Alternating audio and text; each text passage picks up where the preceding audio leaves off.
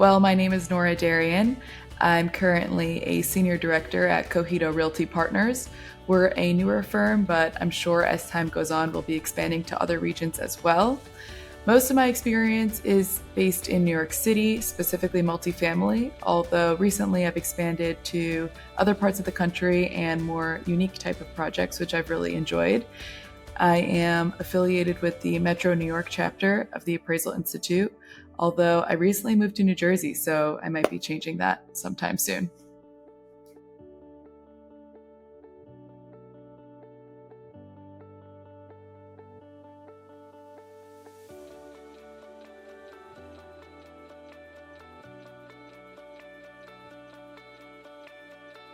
My name's Jonathan Brill. I live in the Milwaukee area of Wisconsin. Pretty much born, raised in the real estate. My father is not retired, but he was a big developer and a subdivider. I got to grow up going through like stick-built homes and learning real estate from a very, very early age, and it just pretty much became a part of me. Fast forward, I became a realtor actually, and took it by storm. And it was always kind of conflicted because it's more, any realtor could probably validate, it's more of the right brain, the more of the socialization. It's not as much analysis. It doesn't really stimulate that left side of the brain, if you would. And so I'm an accountant by trade. That's where my degree's in. And so it's always been, my left brain's always been begging, feed me, if you would. So I've always had a fascination with appraisers. And when I went to a client appraisal inspection or walkthrough, I made some contacts from appraisers and kept their information. Fast forward again, my personal circumstances changed where I needed to have more control on my schedule, and a little, to be frank, something with that offered all the benefits like insurances of like a corporate position would offer. And I made a call to one of those contacts I kept, spoke with an appraiser.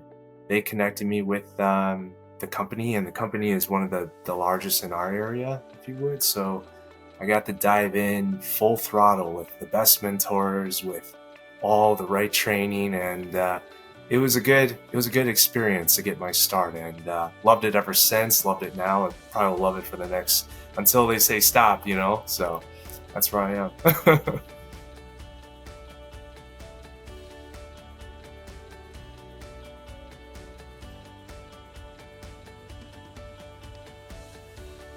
Well, it's hard to put into words how happy I was when I received the email that I had received the designation. I was beaming. You could see like all 32 teeth. I was so happy. It was nice to see all that hard work pay off in such a tangible way. So that was very rewarding. As far as the process, per the advice of my mentor, I took the classes in person. And with the way the scheduling worked out, the majority of my classes were through the Bluegrass chapter in Louisville, Kentucky. So this New Yorker is quite comfortable in a quarter-mile radius in Louisville, where I took most of my classes. But the best part of the classes really were, a few things. One would be, because you're there, the way the class is structured, work is kind of on the back burner, so you're able to really focus on the materials. And the classes are for a few days, and then the last day is the exam. So it's a nice, convenient, condensed way to be able to get through another step of the process. And then most importantly, meeting other appraisers from across the country and the instructors was an invaluable experience. I learned so much about what other types of appraising and what other avenues you can take within the appraisal umbrella that I didn't know of before. For example, there was someone who appraised for the US government doing appraising embassies in other countries. That was something I had never heard of.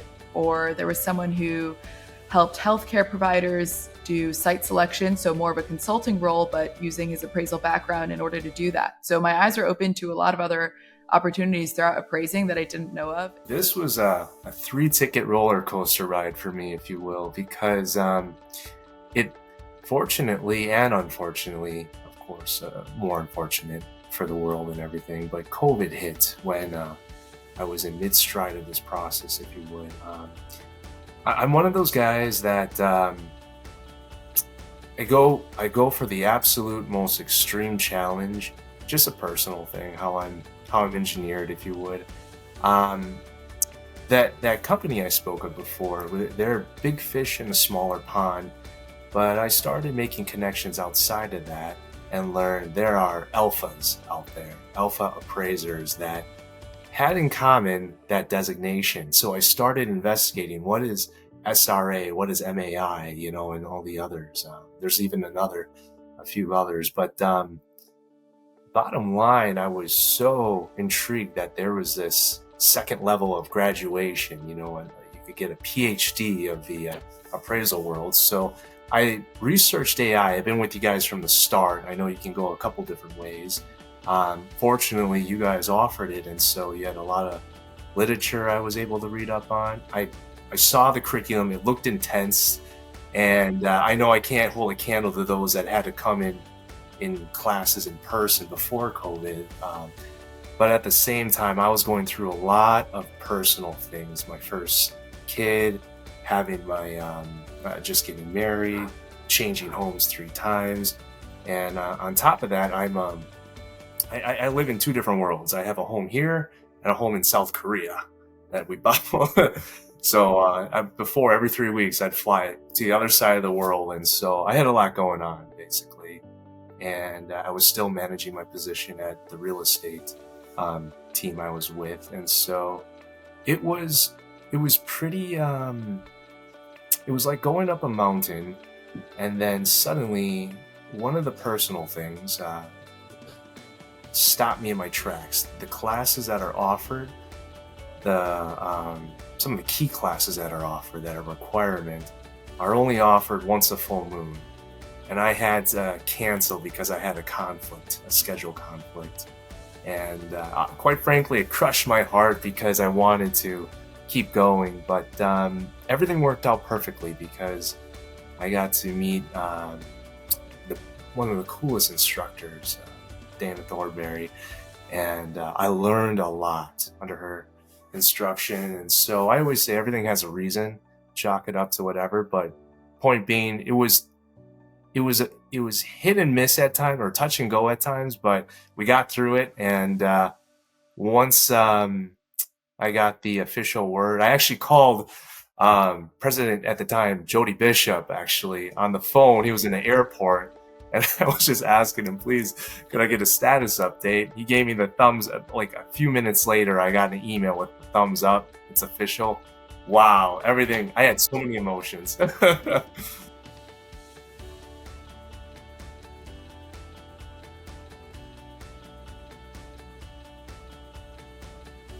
I received many messages of congratulations from people within the appraisal industry and in adjacent industries, whether it be, on the investment side or the financing side or the brokerage side. So it was great to make connections with new people. Some had opportunities that they offered to me, although that wasn't really the basis of most of the conversations. There's always something to learn from someone. So even just having a connection is very beneficial with others. So that has been one of the most exciting parts. I expected some sort of positive result from this, but on the level that it's been, I wasn't expecting that. So it's been really rewarding. And I feel like I'm now part of this community of other MAIs, and we have so much to talk about. And what was your capstone like? And what did you think of the comp exam? So it's nice to have that sort of community feel with other people who have gone through this. So to be honest, still figuring it out, because I jumped ship. I started my own company, and so I'm going through the process of figuring out, that side of the business, if you would. However, so I'll say this as of today, it might change later on, but right now, the designation, what it means to me and how it's benefited me, it gives me supreme confidence. And I don't mean that in a vain way. I mean that in the sense that as others that have gone through the steps, it takes a lot of due diligence, meaning you can't fake it, if you would. You have to go through certain training, certain experiences, even some that are off course that you can't learn in a classroom. And those prepare you basically for the curveballs, not just the vanilla appraisals, but the things that you really don't you don't want to see in your nightmares even. But having that designation, it basically is a badge that tells me, for the most part, I know what I'm doing. That isn't to say I'm not always trying to learn, and there's so many things I've not encountered that hit me and I go, what do I do? But I feel like I have the wherewithal, at least, to tackle or to find the answers to tackle it, because they wouldn't give you that designation unless you were that kind of a person and you were ready for it. So it gives me confidence, and that projects into any facet: prospecting for business, performing the appraisals, talking to peers, challenges when I get revisions from some really aggressive reviewers. It gives me legs to stand on for all of it.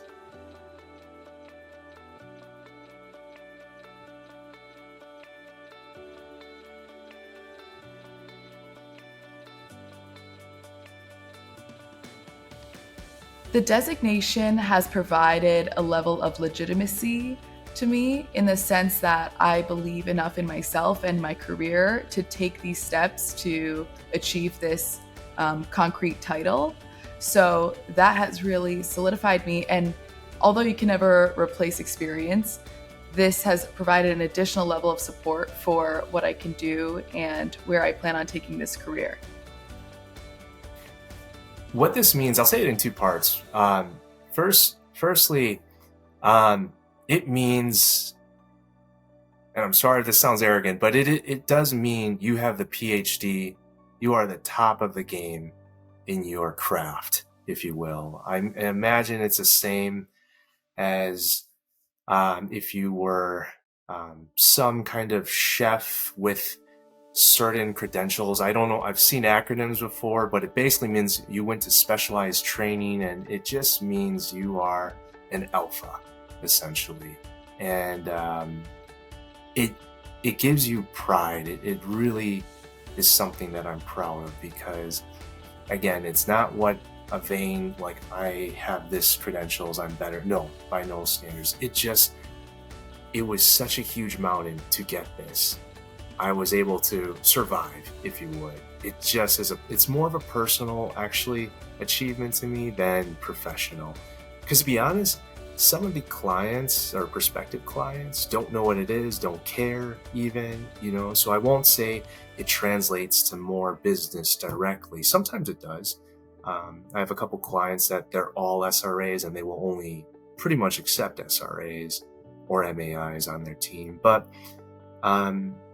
it's a personal achievement for me. It's like graduating from, university or something like that nature.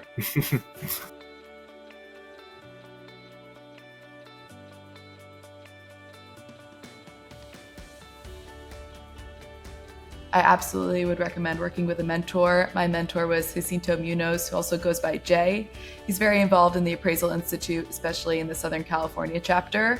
And his advice was so invaluable throughout the process. For one thing, when you look at the MAI roadmap, it can be quite daunting, but he was able to break it up into more bite-sized pieces, which made the whole process a lot more edible, really, and more manageable. So I really appreciated that. If it weren't for him, I probably wouldn't have gone to classes in person, because I guess the younger generation is more used to doing things online, but I'm so grateful that he recommended that I do that. And it's nice to have someone who recently, or even back then, went through the process and is able to guide you through certain steps, or someone who can relate to places where you're having a hard time and provide their insight and how they were able to get through the process. So I highly, highly recommend working with a mentor. I thought his advice was really invaluable. Ben Weiss, SRA, and he's got the reviewer, the AI/RS designation. He was, and I still consider him today one of my mentors, because we still talk even after the process. I recommend it. And first, it's because it will help you as a guide, as the purpose of a mentor is to go through the curriculum, the steps to get your designation. It does help you with expectations. There's the big bad interview. I thought, is this going to be doing an interview with Darth Vader or someone, but he put me at rest, and that helped me calm my nerves and was able to conduct the interview more clearly than being all anxiety built up, So I recommend a mentor because it just helps you go 1, 2, 3 steps. It helps you define what that is versus you shooting blind. The other reason, and I find this more valuable, you gain a possible colleague, perhaps for life. The help from him guiding me through the track was great, but it doesn't hold comparison through the questions and just the back and forth, and even non-professionally, we talk about sushi even and stuff like that. It just is good to have another teammate on your side, if you will, because unlike the real estate agent world, the appraisal side can become lonely if you let it. And it's a numbers game in the sense that you got to get good quality allies on your side that you can trust. He is one of them. I never would have met him without this program.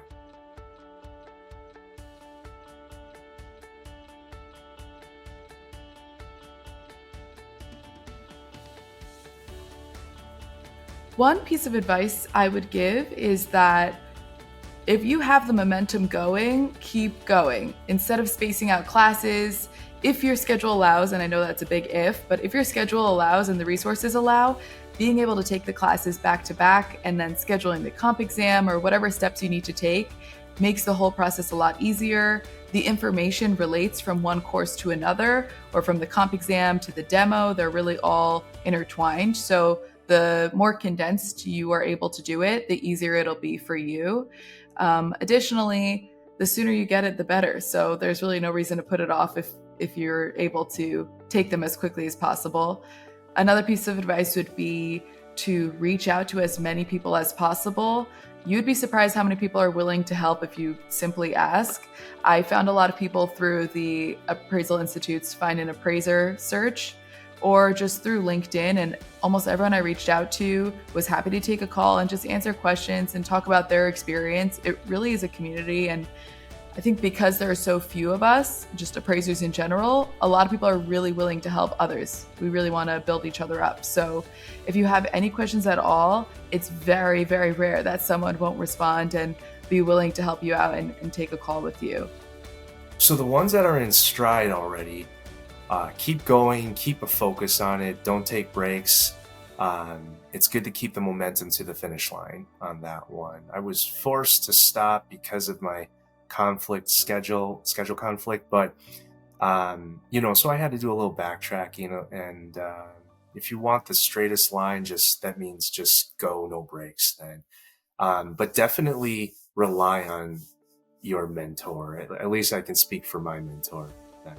Don't be shy, ask them questions. They've been through the process, and one of the biggest things when you see the curriculum and you let your imagination run wild, sometimes you think, because this is such a high achievement, they put traps or they put challenges that are almost near impossible to almost not want you to graduate or succeed. And I've heard stories, I don't know if they're true or not, things were different in the past for just appraisal in general, but no, AI, their team at least, they're there to help you. They want you to succeed. They're not impartial. They genuinely want you to make it to the end. So with that spirit, rely on them. They're not there to trick you. Just ask questions like an open door, and it's one of the great. I wish I would have asked more, trusted more.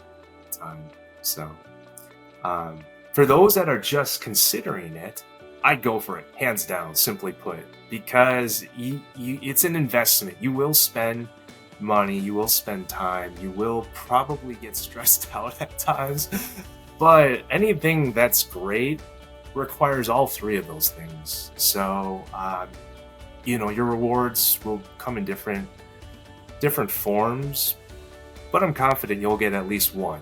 It won't be all for naught, guaranteed.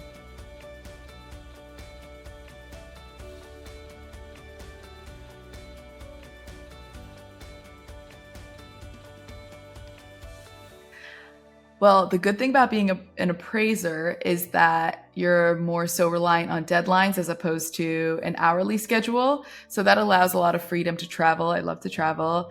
I've been to Armenia, Jerusalem, Argentina, Spain, all over, and I hope to do a lot more travel. So that's another reason to stick to appraising. I also, because I'm close to New York City, I love to try new restaurants regularly, and I typically try to order one of the more obscure menu items, and the risk almost always pays off. Yeah, no, most of it's appraisals, but to be honest, mostly I hang out with my family. Even today, we got a few appraisal walkthroughs today, this interview, a few, and then we're gonna go hit the zoo by us. So just anything, you name it, as long as my family's involved, we're good. So I keep it focused on them for fun.